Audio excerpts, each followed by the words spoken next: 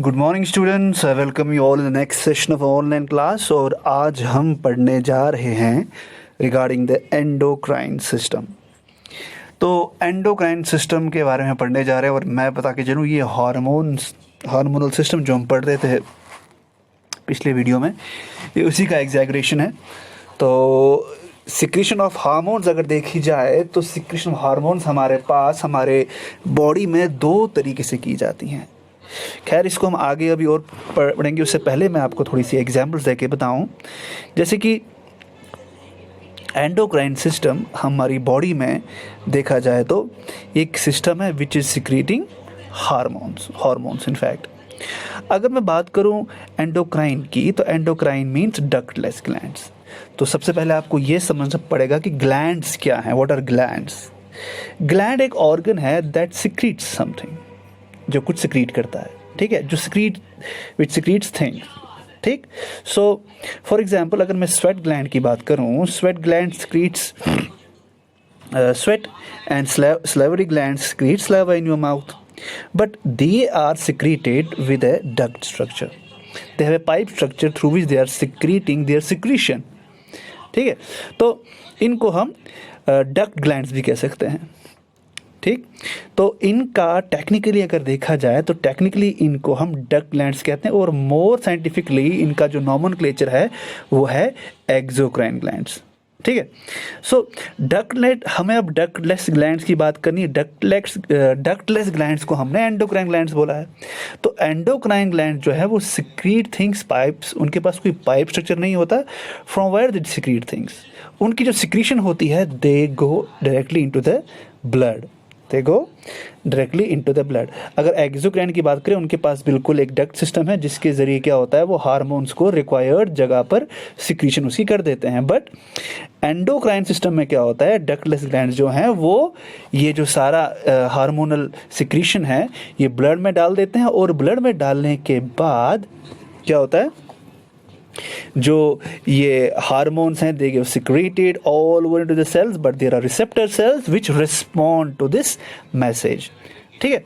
So this is about endocrine system. तो अब हमें इसका स्टडी करना है कि एंडोक्राइन सिस्टम हमारी बॉडी में कहाँ कहाँ है, ठीक है। तो एक्सोक्राइन मैंने जैसे बता दिया, they are duct glands and endocrine are ductless glands, ठीक। तो सबसे पहले शुरू करते हैं हम, अगर if you are a male, हम मर्दों की बात करें, we have a pair of testes, ठीक है। तो टेस्टीज भी एंडोक्राइन ग्लैंड्स में आते हैं, तो इनकी भी सिक्रीशन होती है। They secrete directly into the blood, and what do they secrete? They secrete testosterone. Now, what does this testosterone do?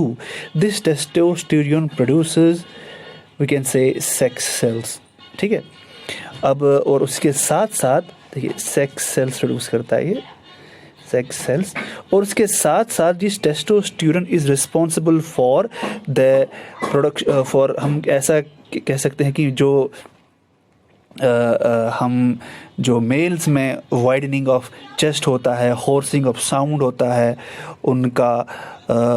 उनकी फोर आर्म स्ट्रॉन्ग हो जाना, उनकी गेट, उनका बात करने का ढंग, ठीक है, उनके चलने का ढंग, this all is regulated by this testosterone, ठीक है।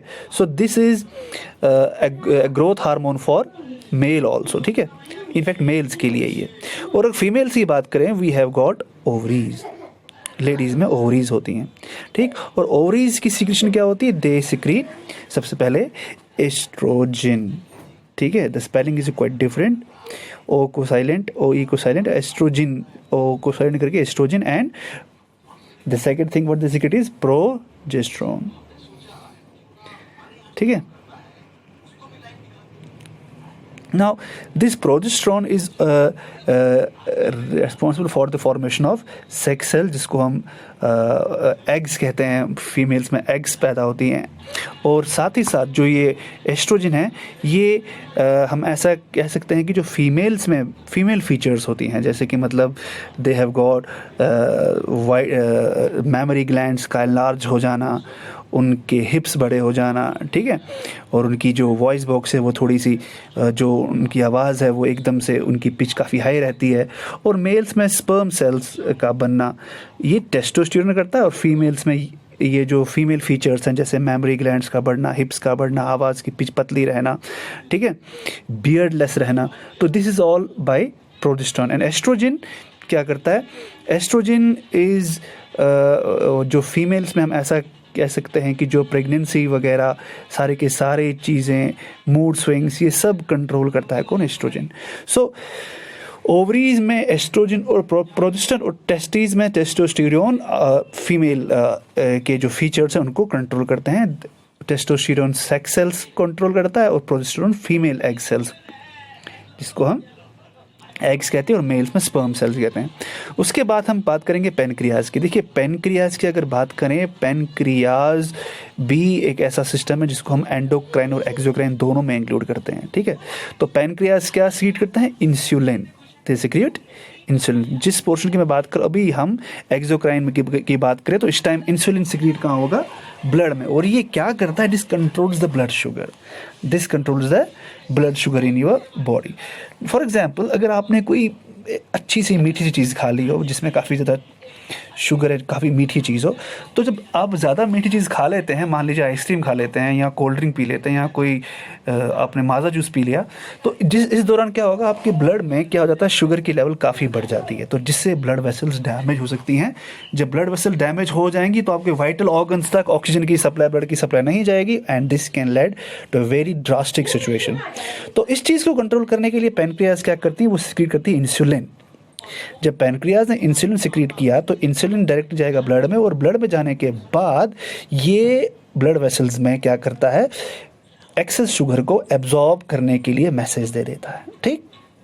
So this insulin is responsible for the absorption of excess sugar in the body. But in case किसी बंदे को डायबिटीज़ हो गई हो, ठीक है, अगर किसी बंदे को डायबिटीज़ हो गई हो, इसका मतलब ये है कि उसकी बॉडी में ब्लड वेसल जो है वो एक्सेस शुगर को एब्जॉर्ब नहीं कर पा रहे हैं। क्यों नहीं कर पा रहे? क्योंकि पैनक्रियाज से इंसुलिन का सिक्रीशन उतना पॉसिबल नहीं हो पा रहा है। तो उस कंडीशन को, उस बंदे को हम कह सकते हैं that person is suffering from diabetes, ठीक है। तो डायबिटीज़ वाला जो पेशेंट होता है उसका पैनक्रियाज ज़्यादा इंसुलिन सिक्रीट नहीं कर पाता, ताकि एक्सेस जो ब्लड शुगर है वेसल्स में वो एब्जॉर्ब हो सके। तो उसके लिए उनको इंसुलिन के इंजेक्शंस लेने पड़ते हैं, ठीक है बेटा। They take insulin injections, some take twice a day, some take thrice a day, to regulate the amount of insulin in the blood, ताकि उनकी बॉडी में एक्सेस ऑफ ब्लड शुगर जो है वो कंट्रोल हो। तो ये पैनक्रियाज का काम है। पैनक्रियाज की एक और बात बताऊं तो पैनक्रियाज एक्सोक्राइन और एंडोक्राइन ग्लैंड बोथ हेड करता है। जब डाइजेशन की बात आए तो उस वक्त एंडोक्राइन ग्लैंड का काम करता है। इसकी एक डक्ट होती है जो डायरेक्टली स्टमक में एंजाइम सीक्रेट करती है, जिससे क्या होता है? डाइजेशन में हेल्प मिलती है, ठीक। और इस टाइम जब ब्लड शुगर कंट्रोल करने की बात हो तो उस time pancreas act as a exocrine gland. They secrete their secretion directly into the blood. Now moving towards the another endocrine gland, we have a cap-like structure on our kidneys, and that is called a very special gland.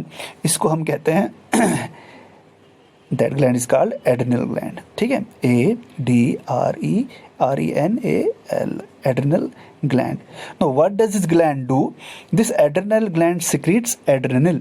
तो ये secretion जो है ADRENALIN, adrenaline, तो ये secretion जो है इसकी वजह से आपकी बॉडी में एक्साइटमेंट होती है, जॉय, इसको हम फाइट और फ्लाइट ग्लैंड भी कहते हैं। क्योंकि इस वक्त जो आपकी इसकी सिक्रीशन से आपकी बॉडी में एक्साइटमेंट, डर, खुशी और जो भी जज्बा होता है ना, मतलब हम बोलते हैं कि इसमें कर गुजरने का जज्बा, he doesn't fear anything, there is adrenal rush in this person. तो उस वक्त यही ग्लैंड्स, यही सिक्रीशन हमारी बॉडी में ज़्यादा हो रही होती हैं, ठीक है। तो this adrenal gland is called fight और फ्लाइट ग्लैंड। और ये जो यंगस्टर्स होते हैं, जो टीन एज के बंदे होते हैं, उनमें this secretion, this rush is quite high. That's why the teenage is called the age of furious, the students are furious, they are fearless, ठीक है, they don't fear to take risk, they drive the bike faster, they are, we can say जिसको हम खतरों के खिलाड़ी कह सकते हैं. तो this is all due to the rush of this adrenal gland in our body. ठीक है, एड्रेनल सिक्रीशन, एड्रेनलिन सिक्रीशन जो ब्लड में ज़्यादा बढ़ जाती है, तो उससे ये चीज़ें हमें देखने को मिलती हैं. तो उसके बाद बात करते हैं नेक्स्ट ग्लैंड की. Next gland is thyroid gland. ठीक है, थायराइड ग्लैंड की बात करें तो thyroid gland is can be said as the largest exocrine gland. ठीक है, अब this can at contrast with that of pancreas, क्योंकि पैनक्रियाज को अमूमन हम लार्जेस्ट ग्लैंड कहते हैं, exocrine, but as pancreas are having two structures, one act as an exocrine system and another an endocrine system. जो exocrine system पैनक्रियाज है, pancreas का है, वो काफ़ी छोटा है. ठीक है, but in case of thyroid gland, the exocrine system, the exocrine area, the exocrine area that is performing by this gland is quite big. तो thyroid gland का जो exocrine का जो सिस्टम है वो काफ़ी बड़ा है. किससे? पैनक्रियाज से. पैनक्रियाज में काफ़ी छोटा सिस्टम होता है. That's why thyroid gland is called the biggest exocrine gland in our body. तो करता क्या है, ये क्या सिक्रीट करता है? This secretes thyroxine. ठीक है, ये थायरॉक्सिन सिक्रीट करता है. Now what does this thyroxine do? This thyroxine regulates our body metabolism. This regulates body metabolism. तो बॉडी मेटाबॉलिज्म तभी होगा जब हम हमारी बॉडी में फैट्स, कार्बोहाइड्रेट्स, प्रोटीन्स का क्या होगा? एब्जॉर्प्शन होगा. ठीक है, फैट्स, कार्बोहाइड्रेट्स, प्रोटीन जब हमारी बॉडी में एब्जॉर्ब होंगे तो तभी हमारी बॉडी का मेटाबॉलिज्म ठीक होगा. तो कई बार ऐसा होता है कि this thyroxine gets, this secretion gets disturbs and this metabolism भी डिस्टर्ब हो जाता है. बॉडी में एक्सेस फैट्स इकट्ठे होने शुरू हो जाते हैं, एक्सेस कार्बोहाइड्रेट्स इकट्ठे होने शुरू हो जाते हैं. That can lead to obesity in various person. तो ओबेसिटी का मतलब सिर्फ ऐसा नहीं कि एक्सेस खाने से होता है. There is irregularization of this thyroxine in our body, तो उससे भी क्या होता है कि we can have obesity in some persons in fact. तो थायरॉक्सिन की सिक्रीशन कभी ज़्यादा होती है तो कभी कम होती है. अगर इसकी सिक्रीशन ज़्यादा हो जाए तो उससे भी मेटाबॉलिज्म इफेक्ट होता है. अगर सिक्रीशन कम हो जाए तो उससे भी मेटाबॉलिज्म इफेक्ट होता है. They can lead a person to become obestic and they can also lead a person become thin also, skinny also. ठीक है, so this is all due to the thyroid gland कि that metabolism is being regulated in our body. ठीक, thyroxine metabolism को regulate करता है.